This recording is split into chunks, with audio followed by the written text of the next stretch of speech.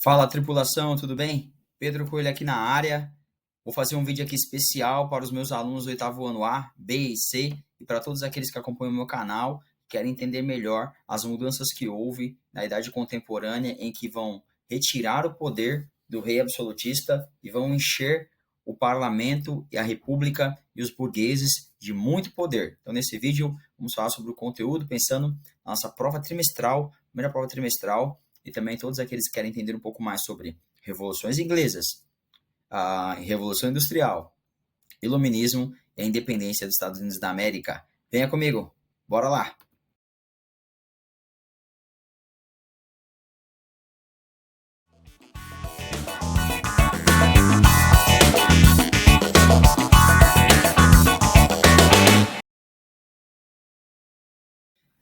E aí, você tá bem? Espero que sim.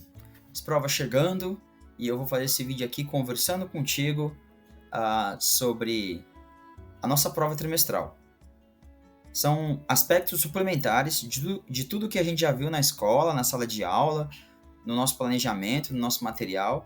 E aqui é de uma forma diferente, algo a mais, é um suplemento.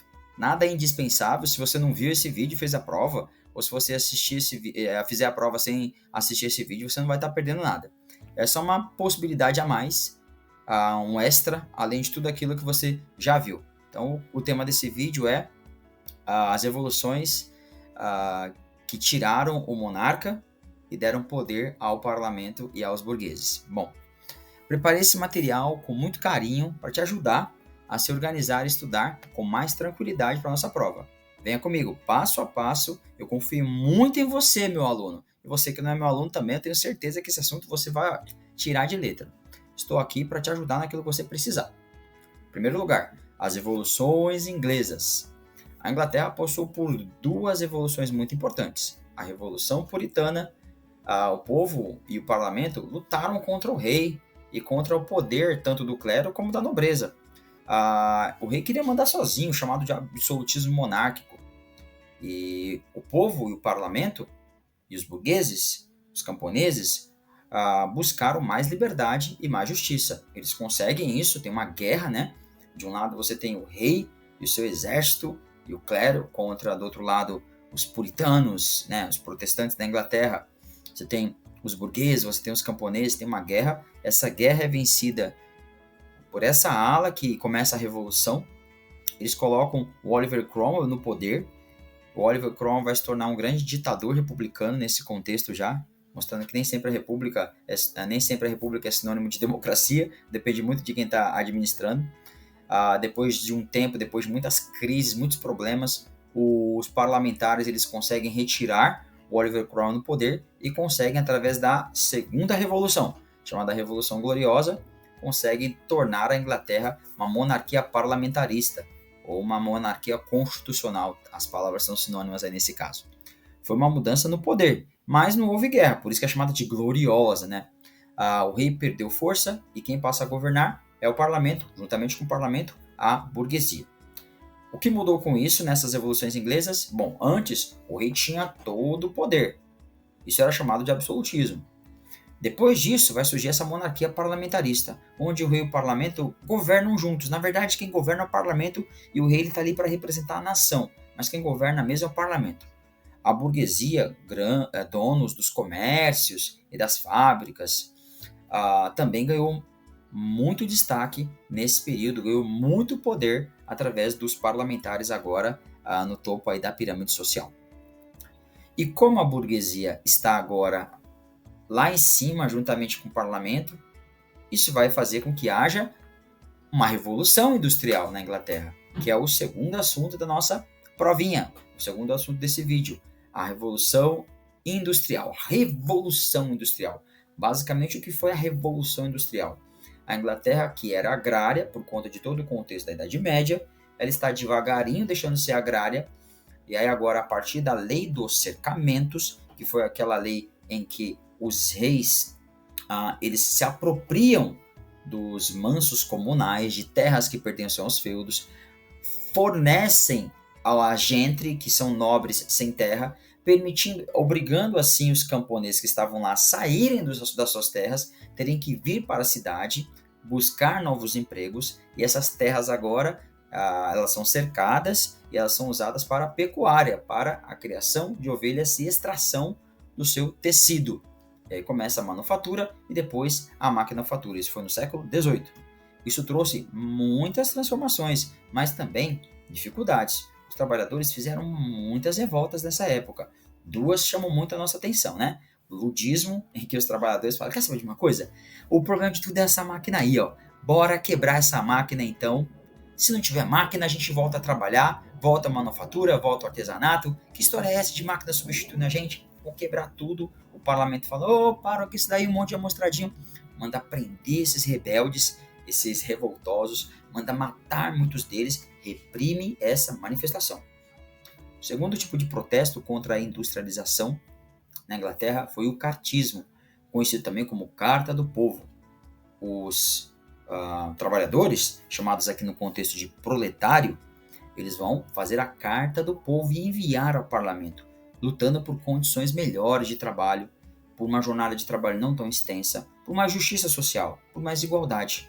Nessa época, surgem então as teorias de Karl Marx. As teorias de Karl Marx dizendo que a sociedade ela se estrutura em classes. Existem classes sociais. De um lado você tem os burgueses, poderosos, malvados. Do outro lado você tem um proletário, que são os trabalhadores que são oprimidos por esses que dominam o capital e dominam as indústrias.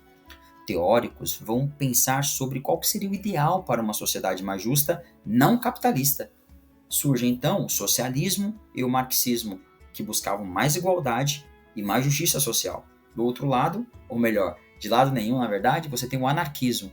O anarquismo nem é capitalista, nem é socialista. Para o anarquismo não deve existir nenhum tipo de Estado, nenhum tipo de governo, ninguém para defender a sociedade. As pessoas devem, elas mesmas, irem se ajustando. Isso foi a industrialização na Inglaterra.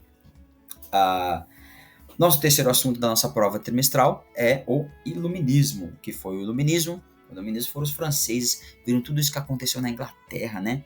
Tiraram o rei do poder, mataram o rei, depois tentaram uma república, depois tentaram uma monarquia parlamentarista, aí deu certo. Os franceses vão teorizar sobre esses assuntos, eles vão escrever, vão filosofar sobre esses assuntos. Também acontece no século XVIII, e eles vão defender mais liberdade, mais igualdade, mais justiça. O ser humano ele deve ter liberdade para fazer aquilo que ele quer, não sendo controlado nem por um rei, muito menos por religião, pelo cristianismo. É o ideal do pensamento iluminista. O que deve nortear a sociedade não é a religião, e nem deve ser um rei colocado ali pela igreja. O que deve nortear e a luz que ilumina, que dá sentido, que faz a sociedade se desenvolver é a razão humana, é o pensamento humano. Por isso a ideia de iluminismo. Um governo escolhido pelo povo. A voz do povo é que deve escolher o seu representante. Alguns nomes são significativos nesse contexto, né? Voltaire, Jean-Jacques Rousseau e Montesquieu. Esses pensadores, também temos o Diderot, esses pensadores acreditavam que o rei e a igreja não deveriam ter todo o poder e que as pessoas tinham o direito de participar das decisões, direito diretamente. Todo esse movimento que aconteceu na Inglaterra e na França fez o restante do mundo ocidental borbulhar, fomentar um monte de revoluções emancipacionistas, revoluções iluministas, e nos Estados Unidos da América, que já estava sendo colonizado fazia algum tempo pelos ingleses, fazer uma revisãozinha aqui com vocês aqui, vai acontecer a sua independência. Então, os Estados Unidos da América foi colonizado pelos ingleses ali no início do século XVII, né? Os ingleses eles vêm para a América do Norte, América do Sul ali já estava sendo colonizada por portugueses, por espanhóis. Eles vêm para a América do Norte e aí chegando lá já tem os franceses lá. Eles se situam mais ali no litoral do que viria a ser o território dos Estados Unidos da América, e quem está um pouco mais no interior desse território são os franceses. Turminha, treta. Inglês e francês é sinônimo de treta. Em 7 anos, chamada Guerra dos 7 Anos, os ingleses, então, eles enviam tropas e expulsam os franceses dos territórios norte-americanos. Muitos deles vão para a região onde seria atualmente o Canadá. Por isso que no Canadá tem um pessoal que fala inglês, pessoal que fala francês, por conta desse contexto colonizador. Bom, os que povoaram ali essa região que eu tinha falado, mais no litoral, do que viria a ser o território da América do Norte, você tem uma característica muito distinta do pessoal do norte e do pessoal do sul. O pessoal do norte era pequeno proprietário, gente vindo fugindo do mundanismo, da igreja anglicana, não queria a guerra, queriam começar uma terra prometida, um negócio meio cristão, mesmo nessa Nova América. O pessoal do sul já é mais característica ali de grandes proprietários agrícolas, fazendo parcerias até com os burgueses da Inglaterra. Eles, no sul, o pessoal já tem a mão de obra escrava. Lá na frente, ó, isso vai dar uma confusão chamada Guerra Civil Americana, mas isso não vai cair na nossa prova trimestral, depois a gente conversa sobre isso. Voltando aqui nesse contexto, gente, o pessoal do norte e do sul, eles começam a não gostar do que a Inglaterra está fazendo. Esses novos ingleses aqui da América começam a não gostar. Por quê? Devido a essa Guerra dos 7 Anos, ingleses contra franceses pelo território da América do Norte, a Inglaterra falou, quem vai pagar a conta é quem está lá. Até parece que os colonizadores ingleses aqui da América do Norte gostaram disso. Começaram uma série de movimentos, se reuniram em 2 congressos. No primeiro congresso eles falam assim, a gente não vai pagar esses impostos todos aí, não tá certo a gente pagar imposto para a Inglaterra, porque tá muita carga tributária. Os ingleses vão falar, não, vocês vão pagar sim. E aí eles se unem no primeiro congresso e falam, nós queremos mais direitos, queremos representantes lá no parlamento da Inglaterra. O parlamento da Inglaterra, então é assim, vocês querem mais direitos? Endureceram ainda mais as políticas contra esses colonizadores norte-americanos, novos ingleses aqui da Inglaterra, da América do Norte, chamadas leis intoleráveis. Um monte de impostos, até sobre chá, impostos sobre impostos alfandegários aumentaram também. Turma, o pessoal da América do Norte falou, não, chega, segundo o Congresso, chega, a gente quer independência, nós queremos ficar livres de qualquer relação com a Inglaterra, queremos a nossa independência, influenciados por essas ideias iluministas, como eu já falei para vocês. Acontece então no dia 4 de julho de 1776, oficialmente a independência dos Estados Unidos da América. Vixe, demoraria ainda mais ou menos uns 5 anos para a Inglaterra aceitar, mas aconteceu. E assim nós aprendemos que as ideias iluministas elas influenciaram diretamente o processo de independência de várias regiões aqui das Américas. Inclusive na América do Sul, aqui no Brasil, a gente vai aprender que tem uma confusão. O pessoal de Pernambuco, Minas Gerais, da Bahia, do Sul, todo mundo querendo sua independência, influenciados, muitos deles, por suas ideias iluministas. Mas também é um outro assunto para uma outra ocasião. Deixa eu ver se eu esqueci de alguma coisa aqui nas minhas anotações.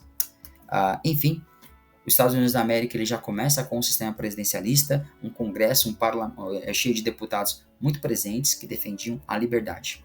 Eu quero terminar falando o seguinte para você, meu caro aluno do 8º ano, principalmente. Eu tô contigo, viu? Calma, pega a prova, olha todas as questões, começa com aquela que você tem mais facilidade.